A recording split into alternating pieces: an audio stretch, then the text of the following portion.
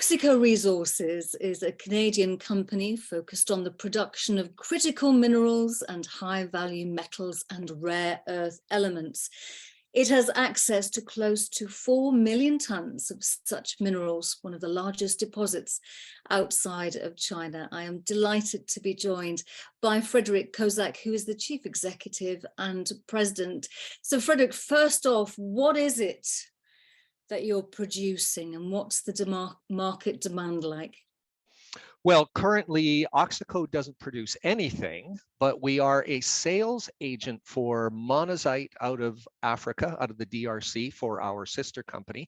And we are one of the few companies in the world who can actually sell you monazite today. If you want monazite, how much would you like and when would you like it? It's coming from the DRC. Okay, so what is monazite? Well, monazite is the carrier mineral for the rare earth elements, and particularly the critical rare earth elements, which are all the ones that are in high demand for magnets, those being the very difficult ones to produce or pronounce: praseodymium, neodymium, terbium, dysprosium, etc. But they are the critical rare earth elements that have the highest value. So when you look at all the when you look at all the rare earth deposits around the world, the best ones are contained in monazite. So out of the 50 minerals deemed critical to US security, how many are in your portfolio? Well, we have all 17 of the rare earth elements, and then we have tin, tantalum, niobium, titanium, and some other potentially smaller ones.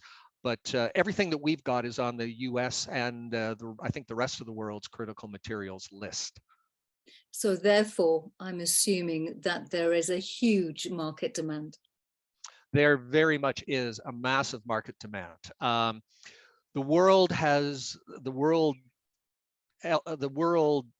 business community, I guess, has decided that we're going to an electric future, and an electric future requires battery technology. We are not in the lithium business, let's be clear, but we are going to be in the rare earth elements business, which are for the permanent magnets, plus all of the other critical elements that I mentioned that are very useful in other parts of the world, or other parts of the value chain for alloys and semiconductors and superconductors, and even tin for soldering on printed circuit boards. All of those are very, very important as we electronify the world. So in the past, I've heard you reference an economic war. So when I think of war, I think about attrition, resolution, peace. So what is it that Auxico is providing? Well, the economic war, as I call it, is related to the fact that these critical elements for permanent magnets, etc., are mostly controlled by one country. And while they're not an enemy, they're certainly not necessarily friendly. It's just business. So that's when I call it an economic war. The world outside of China is going very hard down the track to try and diversify supply, because it's never a good thing, as we know from many other minerals and oil for that matter, to have it concentrated in the hands of a very small group or one group. So what we are providing and what we are advancing towards is to be part of the solution of diversifying the supply, which would be, I guess, in your terms, resolution in terms of the economic war. But be clear, this is not going to end quickly. This is a decade or two before we can before the rest of the world can kind of elbow their way into the economic solution of an electronic future. So let's stay on the theme or the metaphor of friend or foe. So in terms of your portfolio and where you're operating, are you operating in friendly jurisdictions? Yes, I believe that we are. And politics aside, there are resources all around the world that are, let's look first at the rare earth elements. Well, they're not that rare. What makes them rare is their economic deposits. So for example, we have a tin tailings project in Brazil, which is very exciting. Northwest Brazil, the state of Rondônia, they've been mining tin for 6-7 decades. And the tin tailings from the primary mining have just been deposited in a valley in Brazil. And that's where we have a joint venture with a local cooperative to go in and reprocess, for lack of a better word, or reclaim the tin tailings. Now, notwithstanding the political change in Brazil, we're not in the mining or exploration business per se. As I mentioned at the outset, think of us as a processor, or for that matter, even we're reclaiming and recycling tin and other critical elements that have been left behind. This will be something that's very useful in terms of reclaiming this and cleaning up this part of the environment. Similarly, in Colombia, yes, they've had a change in government as well, but in that term, the Petro government has stated that they want to move their country towards a clean energy technology economy. Fits perfectly with what we are targeting in that country as well.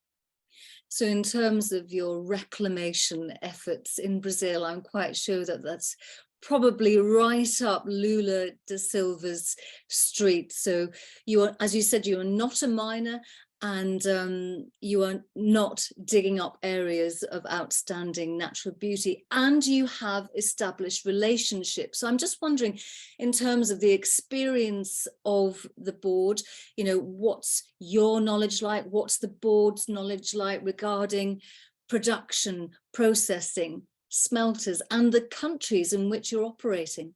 Well, that's a great question. Let's talk about the countries first. So many people know that I have lived and worked in Colombia. I was recognized when I was an equities analyst as a global expert on the country. So that was one of the things attracting me to Auxico. Brazil is a fascinating country, and it's a great country to do business in. So both of these countries are very, very attractive from a business perspective. Now, in terms of the board and management, I think that we've ticked pretty much all of the boxes. Our founder, Pierre Gauthier, who is a director still and chairman emeritus, he's been in the mining world and the finance world. Auxico is only 8 years old, but he has tremendous experience. In the boards, from the board's perspective, we got geology, we've got global capital markets, we've got a great ESG expert. And so I think in terms, when you think about moving Auxico forward, we have all of those areas of the company covered. In terms of processing, the processing here is very simple. We would be using equipment that's literally off the shelf. And I'm a professional engineer, so I have some knowledge in that area, maybe enough to be dangerous, but there are very good people in Brazil who manufacture and design these things for the specific projects. The last thing I would note, though, on the processing and smelting side, it's very interesting in that traditional systems of processing these materials are timeless. Monazite has been processed for rare earths for 50 or 60 years. Auxico has a very unique relationship with its sister company in that it has licensed a proprietary patented technology using ultrasound, which, while it's been tested in the lab and on small scale, bench scale, and pilot testing, it really changes the entire processing system to separate these critical materials from their host matter. In terms of smelting, though, you take the next step.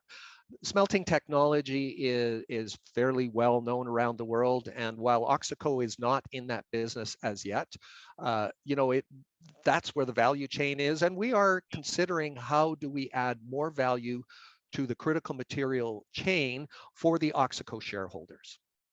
So I'm fascinated by this ultrasound technology. I'm wondering how sophisticated it is and whether it's facilitating cost-effective, capex-light operations.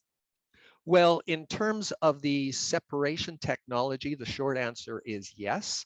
The ultrasound is as simply as this, using ultrasound to break down the bonding of the minerals to the host matter, which allows the processing to occur more quickly, less expensively, and in less, for lack of a better word, hostile environment, less pressure, less temperature, which all equates to economy and lesser cost of production. So you've been going for 8 years. I'm just wondering now, here in 2022, what stage of developments are each of the projects at? And, you know, how are you going to fund this? I'm thinking about partnerships, you know, joint ventureships. Sure. No, those are great thoughts. So let's deal with each country separately. First of all, in Colombia, the project has got an NI 43101 technical report that was prepared last year on it. Now that doesn't give resources. So what the company has done is we've had an active sampling program in Colombia. It's called the Minastyc Property. And we have an active sampling program. The samples are in the lab. There's a little bit more field work still underway. But once those assays come back from the labs, and the labs are all very, very busy right now, so it is a process to wait for that. Those assay results will go into the 43101 technical resource calculation, and that will give us an idea of just what have we got there. In Brazil, it's the rainy season right now, unfortunately. We will start a sampling program there. We've got the German Geologic Society, DERA, did a report about 5 years ago. It's actually on our website, where they evaluated the 200 square kilometers of property that we have access to in Colombia and estimated approximately 30 million tons of tin tailings with, as I mentioned before, tantalum, niobium, titanium, and importantly, the monazite. Our objective is to do a sampling program there, but on a very small area such that we only need to prove up 3 or 4 million tons of tailings so we can move that project forward. Importantly, to finance that, we do have an offtake agreement for tin in Brazil. It's a 5-year agreement. It is a bankable agreement, and it has value in terms of funding it.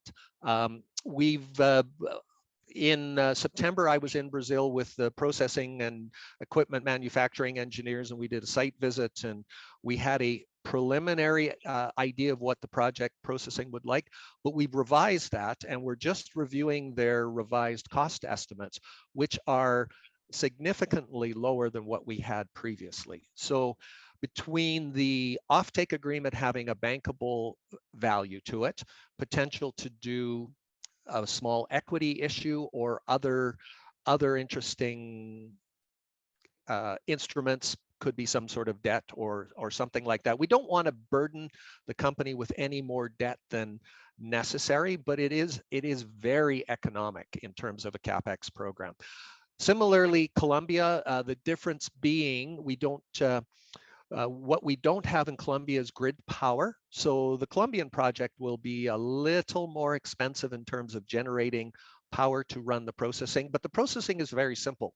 It's equipment that's powered by electricity that uses magnetism and electrostatic separation with water and gravity.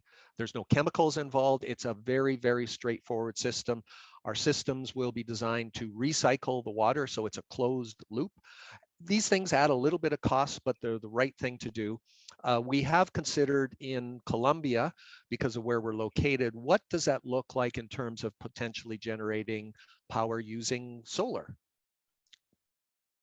So congratulations on securing that offtake agreement and pursuing a capital light business model. But what you don't have any control over, none of us have, is inflation. So how are you mitigating against inflation and its requisite price increases? Well, inflation, as we all see in our personal lives, and it's astonishing. Every time I walk into the grocery store, I go, wait, how can that be that much today? Inflation is just a fact of life right now. It's also related to the supply chain issues that reared their ugly head during the pandemic.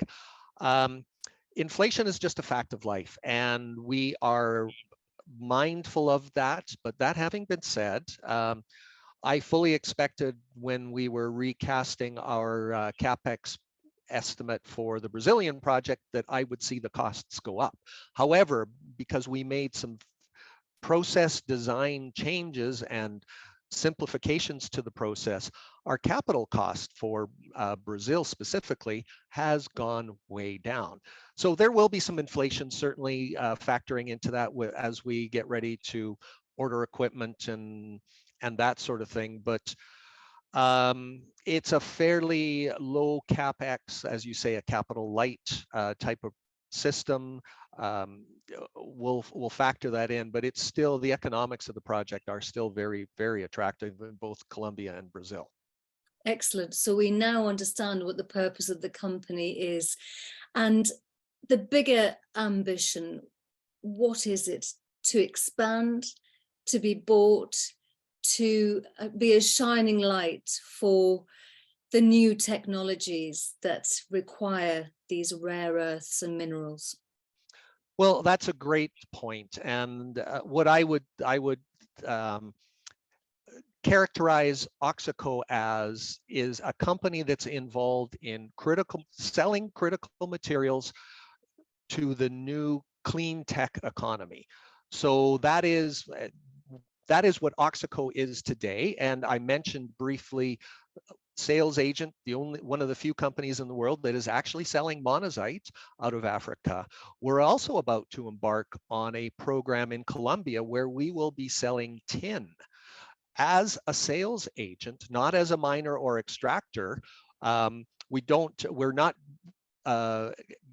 collecting this tin from the Auxico property. We're actually getting it from regional indigenous peoples working with a local company. So we're a sales agent. We are a facilitator of improving economies in both Colombia and Africa.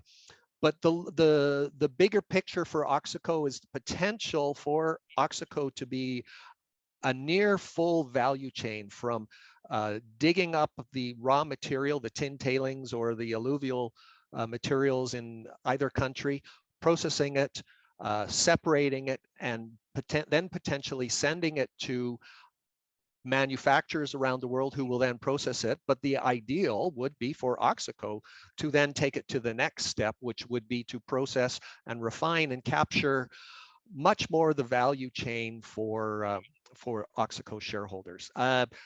Listen, there's no intention to be bought at this point in time. We have a very, very exciting future. I joined the company specifically because of what the projects are in the company that have been assembled by the team to date, and we have a great running room.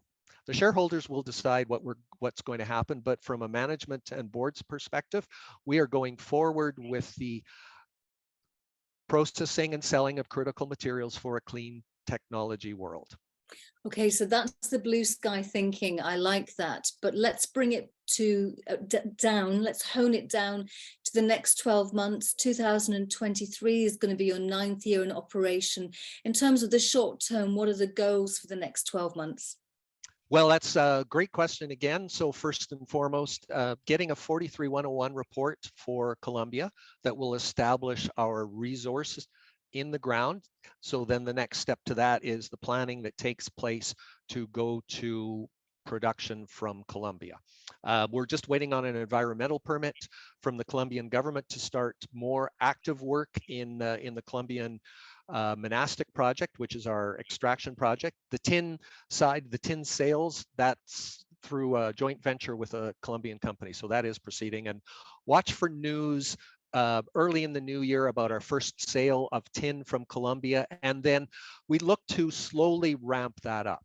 So in Colombia, it's both an extraction project and it's a tin sales agent project. And timeline on that, it's just a matter of getting the environmental permit for the extraction. In Brazil, starting a 43-101 report, looking at the options for how we're going to finance it and determining the financing vehicle, looking at long lead time items for production, getting a 43101 report prepared, I hope by mid-year, depending on the timeline for assays out of the lab, that sort of thing, putting the equipment orders in place, funding them, and then looking into, for Brazil, into early, fingers crossed on early 2024 for commencement of processing of 2,500 tons per day of tin tailings from Brazil. So those are the near-term 12-month opportunities and potential catalysts moving forward. Excellent. Auxico Resources is definitely on my radar. Frederick Kozak, Chief Executive and President, thank you very much indeed for joining us today. Thank you, Sarah. Appreciate the time.